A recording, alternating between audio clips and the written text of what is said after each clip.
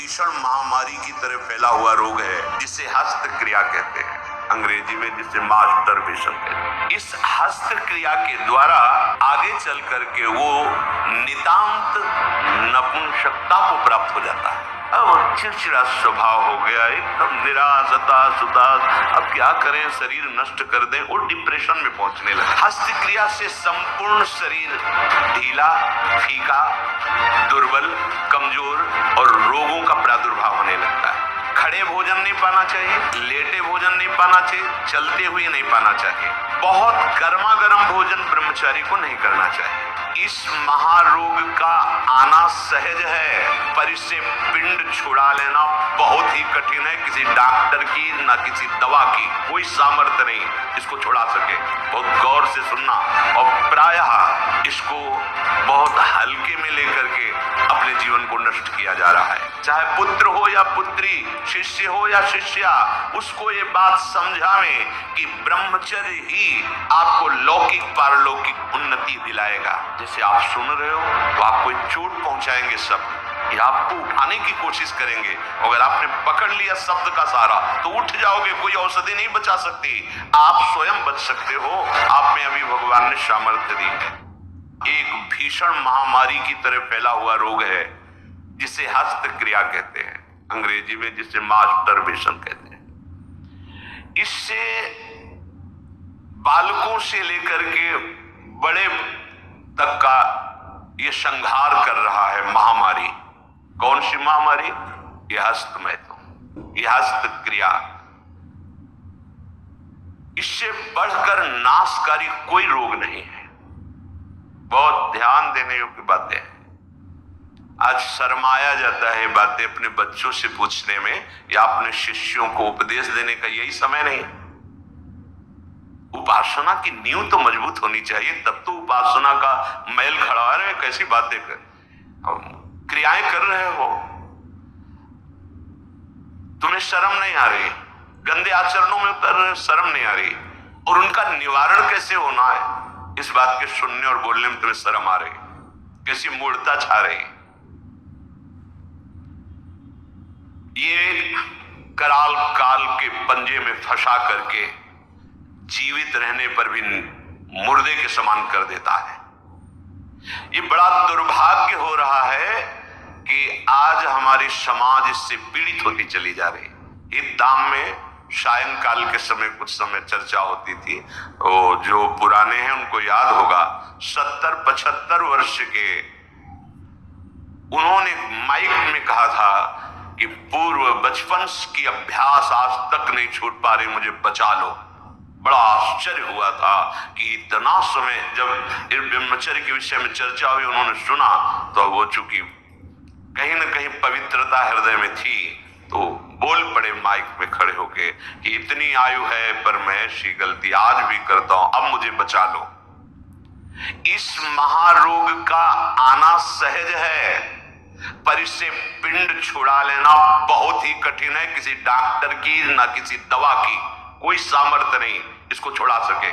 बहुत गौर से सुनना, और प्रायः इसको बहुत हल्के में लेकर के अपने जीवन को नष्ट किया जा रहा है।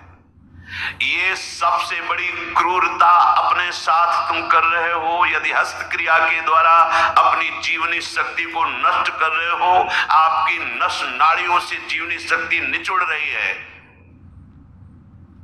ये तुम्हारा नाश कर देगी।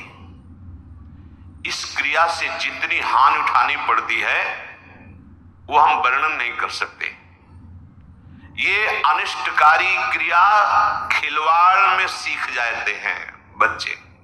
एक 13 वर्ष का बच्चा, कुछ चिन्ह होते हैं जो पहले से गुरुजनों की कृपा साधन करने पर परिचय में आ जाते हैं कि ये स्त्री सहवास से वीर्यपात हुआ है या हस्त मैथुन से हुआ है।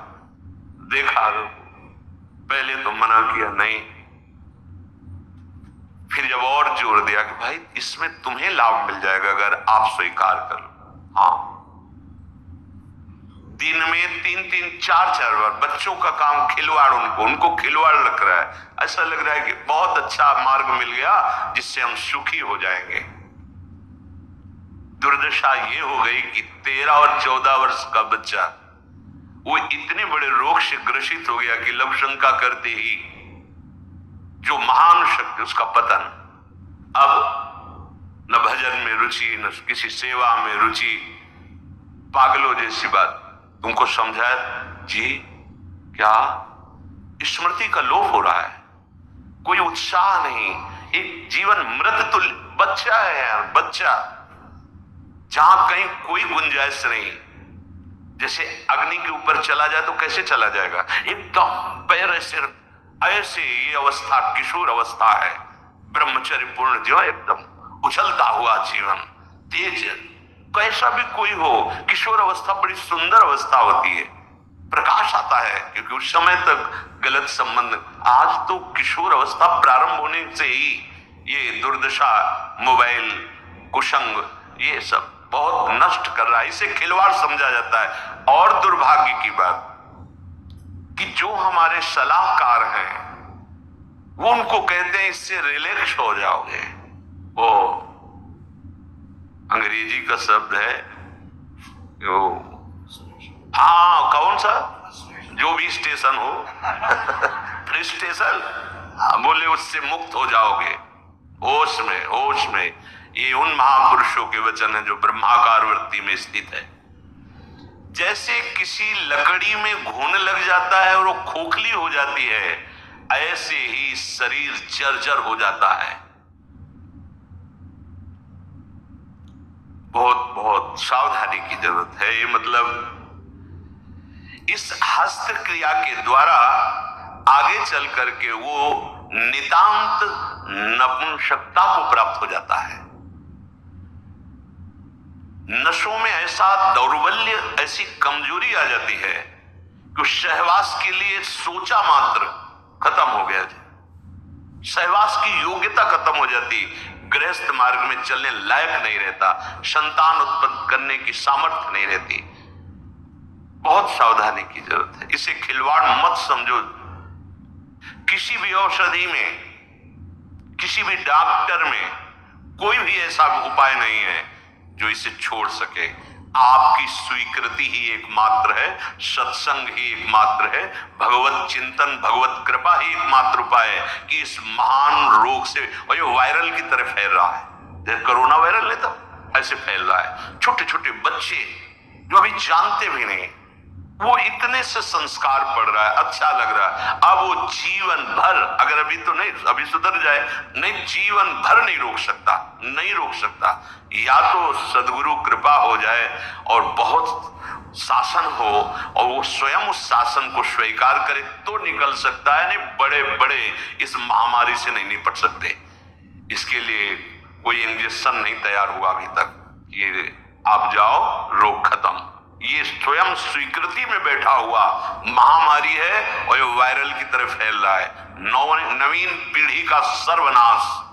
और कुछ महानुभाव ऐसे हैं कि इसको बता रहे हैं तो नेचुरल है, ये स्वाभाविक है, प्राकृतिक चलता है, ये कोई, अरे सर्वनाश को तुमसे प्राकृतिक बता, स्वाभाविक बता रहे हो, नहीं। बहुत सावधान आप लोग, दुर्भाग्य का निमंत्रण मत दें। ये दुर्भाग्य है, ऐसा दुर्भाग्य है कि आपकी दिनचर्या ही नहीं हो सकती। कभी भी व्यभिचारी की एक जैसी दिनचर्या बहुत काल तक नहीं हो सकती। 2-4 दिन प्रयास करेगा, गिर जाएगा। ब्रह्मचर्य कभी भी दिनचर्या में फर्क नहीं पड़ने देगा, चाहे जैसी स्थिति हो। चाहे शरीर नहीं उठ पा रहा तो उसका चिंतन भागवती होने लगेगा। इसलिए सामान्यता, जिसे हम बहुत सरल समझ रहे, बहुत सुख समझ रहे, इसको आप सावधानी पूर्वक बहुत ध्यान दीजिए। बहुत ध्यान का इसलिए विषय है कि ये नींव है हमारे अध्यात्म की, हमारे परमार्थ की। शरीर के भीतर बताया था कल भी, एक मनोवाह नाम की नाड़ी